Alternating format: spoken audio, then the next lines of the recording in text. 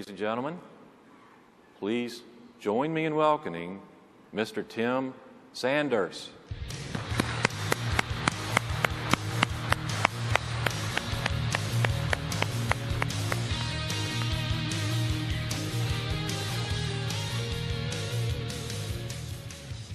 Well, good morning, or as I should say, aloha.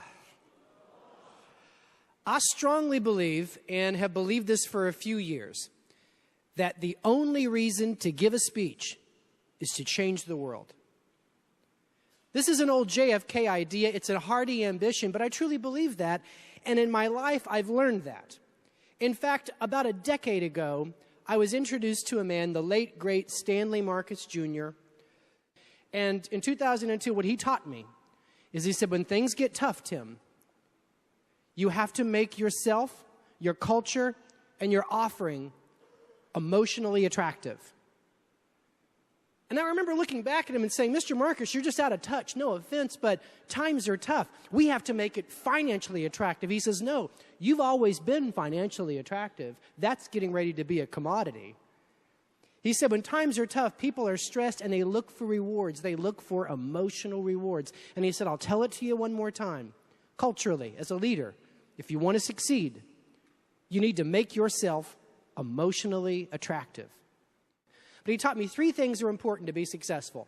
The first thing he taught me is that you have to build a culture, not a set of policies, not a set of arguments, not a set of price. It's got a culture, and it's a culture that cares about the customer and gives employees during times of crisis a purpose that keeps them motivated, keeps them productive, and allows you to squeeze a whole lot more out of them over the course of time. Well, the second thing he taught me is that during tough times, we've got to learn to be Walt Disney and focus on the customer experience and let our other competitors focus on service levels. The final thing he taught me is that we have to inject purpose into our work culture so our people feel like they're making a difference, not just a dollar. It's all interesting. Let me go back and talk about the first point, culture. As leaders, down to property ownership, what you do is you establish a local culture.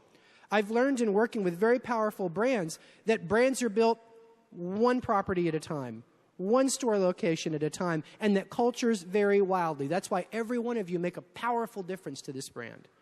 But a culture, this is the other powerful learning I got from Mr. Marcus, a culture is a set of beliefs and values properly communicated to the staff that creates an intuition when you're not around.